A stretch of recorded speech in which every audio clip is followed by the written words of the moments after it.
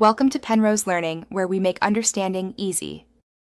You start by proving the device is yours and protecting your data. Once done, gather receipt, serial, and account credentials so support can verify ownership quickly. Make sure the battery is above 50% and you're on a stable network to avoid interruptions. Back up everything to cloud or an external drive.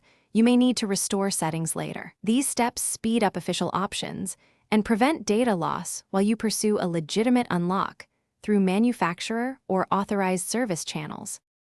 You should follow manufacturer recovery procedures rather than trying unofficial methods.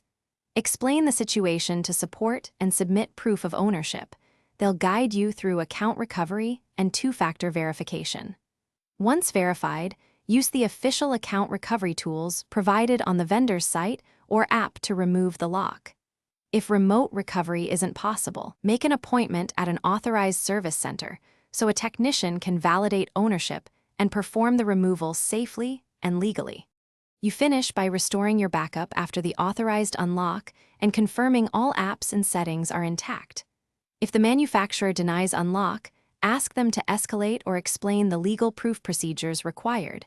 You may need a police report or court order in some cases. Make sure to avoid third-party bypass tools or kits. They often cause permanent damage and legal trouble.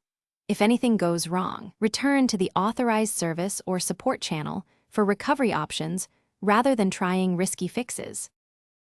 Thanks for watching. If this was helpful, leave a like and consider subscribing. See you next time.